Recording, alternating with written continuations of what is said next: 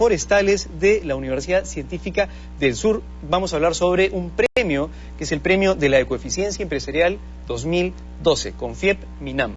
Buenos días, ¿qué tal? ¿Cómo está? Buenos días. Bueno, este premio es un premio organizado por el Ministerio del Ambiente y la Universidad Científica del Sur, y que por cuarto año consecutivo. Y en esta oportunidad tenemos el patrocinio, el apoyo especial de Confiep, justamente. Que nos está apoyando bastante que nos está apoyando mucho en la difusión.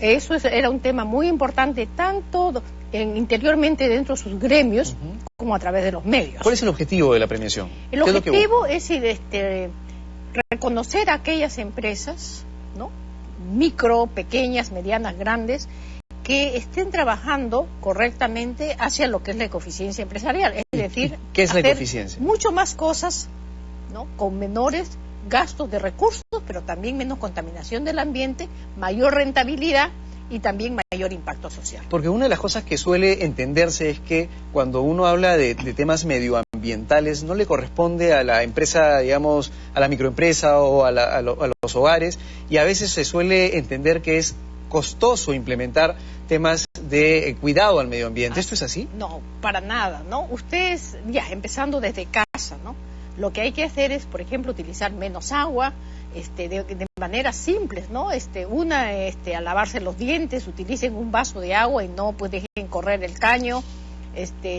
Lava las hortalizas, lava el arroz, esa agua, en vez de botarla, ¿ya?, se puede acumular en un recipiente y utilizar para regar sus plantas. En el caso de las empresas, ¿por qué es importante que las empresas cuiden el medio ambiente? Bueno, las empresas, recuerden, también hacen un volumen muy grande y depende de la actividad empresarial, el impacto puede ser también mayor, depende de las actividades que realizan. Entonces las empresas tienen una enorme responsabilidad de disminuir esos impactos. Por ejemplo, ¿no?, una empresa que en vez de utilizar energía convencional, sobre todo sobre la base de hidrocarburos, empieza a utilizar energía solar. En primer lugar, lo que va a hacer es contaminación cero, porque la energía solar no contamina, y a la larga esa empresa se va a beneficiar económicamente, porque no le recuperado la inversión de los paneles solares, ya no va a gastar en pagar en energía.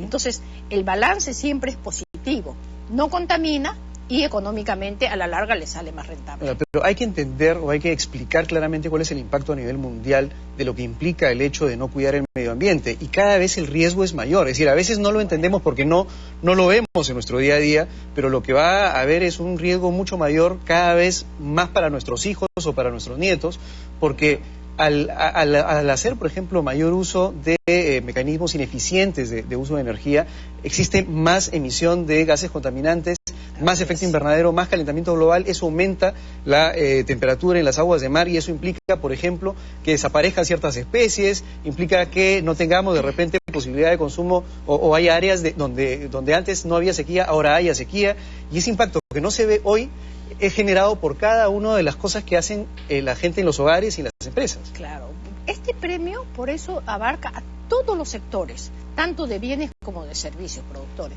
Por ejemplo, incluso la actividad de la construcción. Hoy en día, si el diseño de las edificaciones es el correcto, ¿no?, se puede utilizar menos energía, tanto para iluminarlo, porque tiene mejores accesos a la energía, a la luz solar natural, como también para regular la temperatura. Se da cuenta, en una actividad tan diferente como es la arquitectura, y el rubro de construcción, que como informó está creciendo inmensamente en el Perú, esas construcciones, si se hacen de manera, desde el diseño adecuadamente, y luego en el uso de los materiales de construcción.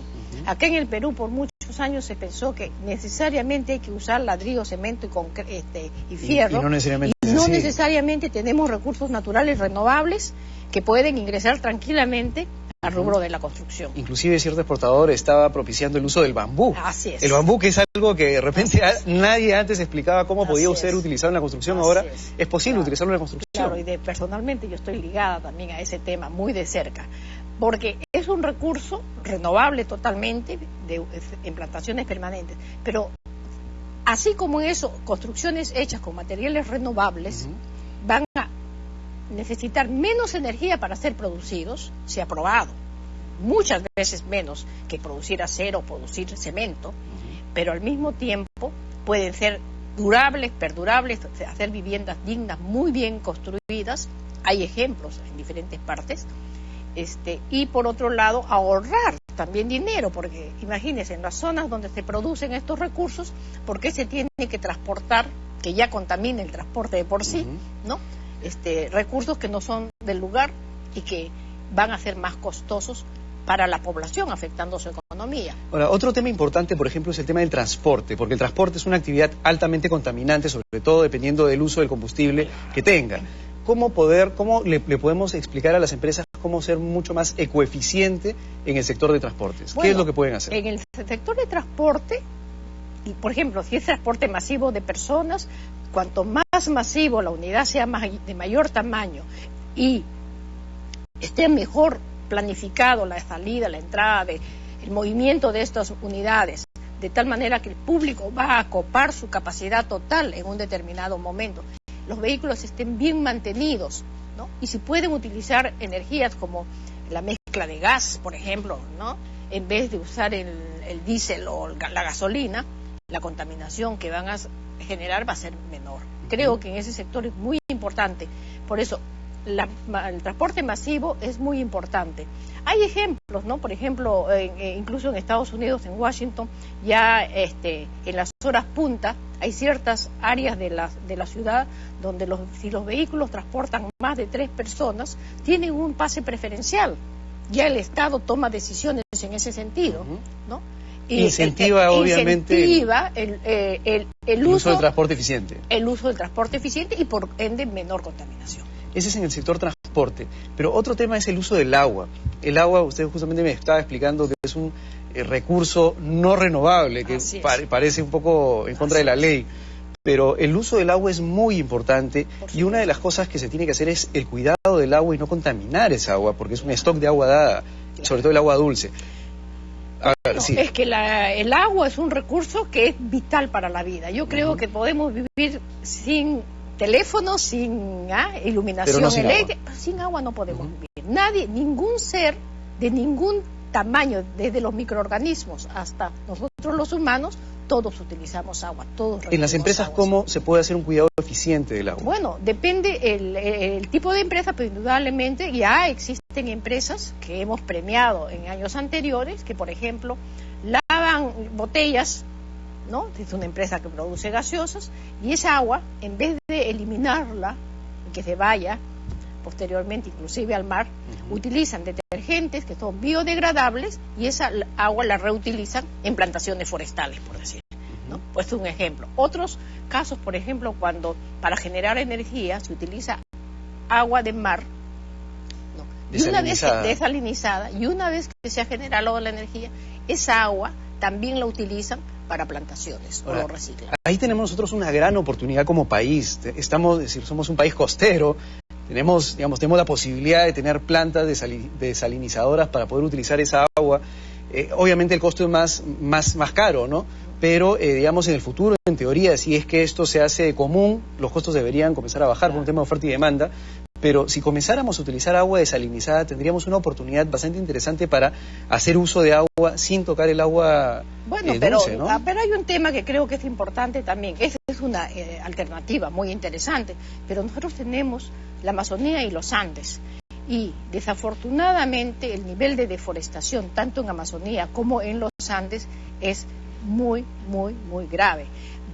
Es importante que volvamos a reforestar esas áreas. ¿Por qué? Porque los árboles captan la humedad del ambiente y por ende están captando agua.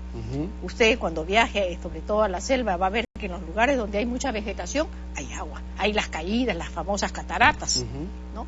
Es igual en la sierra, en los lugares donde hay vegetación, el agua de lluvia, por decir, ¿no? Se acumula en el subsuelo, primero en las plantas y luego en el subsuelo, y esa agua sirve después en la costa.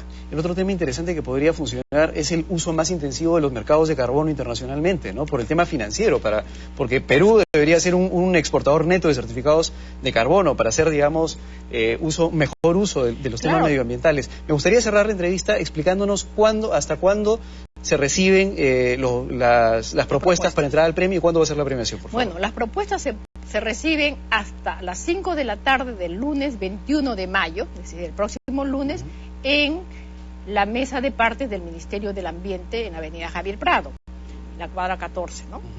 Y la ceremonia de premiación, que queremos hacerla extensiva al público en general para que conozcan mucho más sobre este premio, a los jóvenes, va a ser el día 7 de junio en el Centro de Convenciones del Colegio Médico del Perú en Miraflores. Esto va a ser abierto para todos. Abierto para abierto todos, al público, va a haber todo un evento muy especial. Inclusive los estudiantes también van a poder participar dentro de este premio, es algo, una buena noticia, no solamente las empresas con proyectos. La información adicional sobre este premio la vamos a poner en el Facebook de Valor Agregado en www.facebook.com/Valor Agregado TV, como siempre. Eso ha sido todo por el día de hoy. Muchas gracias por venir a Valor Agregado y nos vemos con más el